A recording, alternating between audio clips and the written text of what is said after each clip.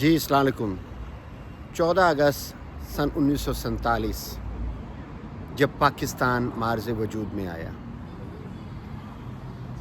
آج غالباً اس کو 77 سال ہوئے چاہتے ہیں، ہمیں یہ پتہ چلانا ہے کہ آیا کہ ہم ایک آزاد قوم ہیں کہ نہیں ہیں۔ آج سے کچھ روز پہلے، آج یوم آزادی ہے، آج سے کچھ روز پہلے اسلامک ریپبلک آف پاکستان میں شراب کے پرمٹ ایشو کیے گئے، شراب کے لائسنسز اسلام آباد میں ایشو کیے گئے۔ کیا ہم ایک آزاد قوم ہیں؟ کیا یہ Pakistan Islamic Republic of Pakistan کہلا سکتا ہے اس کے بعد؟ آج سے چند روز قبل اسلام آباد میں اسلامک ریپبلک آف پاکستان اسلام آباد میں ایک مسجد کو 2-2.5 گھنٹے کے اندر شہید کر دیا گیا، اور اس کے اندر رکھے گئے قرآن پاک کو بھی نکالنے نہ دیا گیا، اور اس مسجد کو زمیں بوس کر دیا گیا۔ یہ اسلامک ریپبلک آف پاکستان میں ہو رہا ہے۔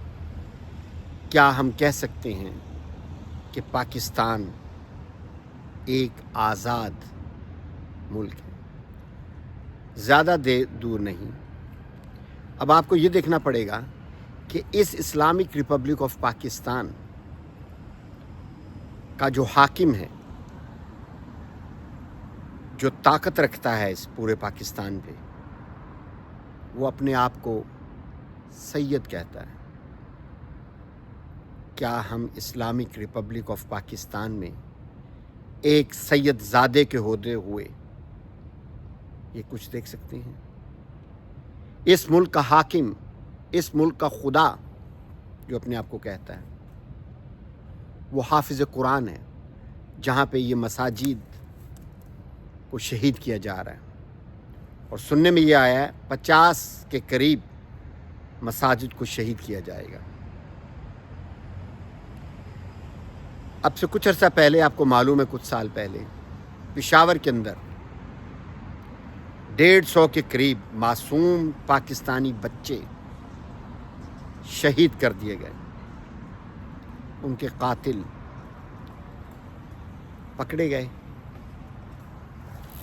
کیا ہم آزاد ہیں؟ کیا ہم ان لوگوں سے، ان والدین سے، ان بہن بھائیوں سے پوچھیں کہ کیا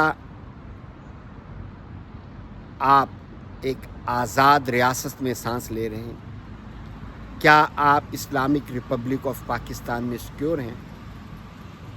اگر تو وہ کہیں ٹھیک ہے تو ہم آزاد ہو چکے، اگر وہ کہیں نہیں تو ہمارے ملک کو آزاد ہونا ابھی باقی ہے۔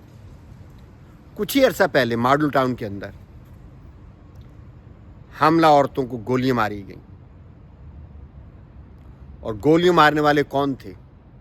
ہمارے محافظ پولیس فورس آف پنجاب۔ کیا ہم ایک آزاد قوم ہیں؟ کیا ہم کہہ سکتے ہیں کہ ہمیں آزادی مبارک؟ اور اس سے بڑی بات، عوام، پاکستانی عوام جس لیڈر کو ووٹ دے رہی ہے، جو کہ جیل کے اندر پابند سلاسل ہے، جو شخص، اس کو اس کا اقتدار نہیں مل رہا۔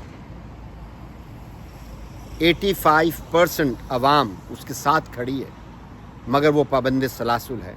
کہاں؟ اسلامک ریپبلک آف پاکستان میں۔ تو ہم کیا اپنے آپ کو آزاد کہہ سکتے ہیں؟ آج اسمبلی کے اندر میں مولانا فضل الرحمان کی تقریر سن رہا تھا، انہوں نے کہا تھا جی انتظامیہ نے، حکومت نے ہمیں کہا ہے 48 گھنٹے کے اندر اندر یہ جو مسجد شہید کی گئی ہے، اس کی بنیادیں رکھ کر اس کو تعمیر کیا جائے گا۔ وہاں ایک اینٹ تک نہیں رکھی گئی. کیا یہ ہے اسلامک ریپبلک آف پاکستان؟ اور بقول مولانا فضل الرحمان کے کہ جب کہیں پہ مسجد تعمیر کر دی جائے وہ تا قیامت مسجد رہے گی، اس کو آپ گرا نہیں سکتے. آپ کے سامنے بابری مسجد ہندوستان میں 92 میں شہید کر دی گئی. وہ ہندوستان ہے، یہ پاکستان ہے جس میں مسجد شہید کی گئی. کیا پاکستان ایک آزاد مملکت ہے؟ اور اس سے سب سے بڑی بات کہ ناجائز حکومت جو کہ چوری سے اس ملک پہ مسلط کر دی گئی ہے، وہ اس مسجد کو ناجائز کہہ رہی ہے. کیا پاکستان ایک آزاد مملکت ہے؟ عدلیہ ہماری جو کہ انصاف نہیں دے سکتی، جو کہ کسی کے منہور منت ہے، اس کو جو کہا جاتا ہے، جو ڈکٹیٹ کیا جاتا ہے، ویسا فیصلہ صادر ہوتا ہے آپ کے سامنے. کیا ہم ایک آزاد قوم ہیں؟ کیا ہم ایک آزاد ملک میں رہ رہے ہیں؟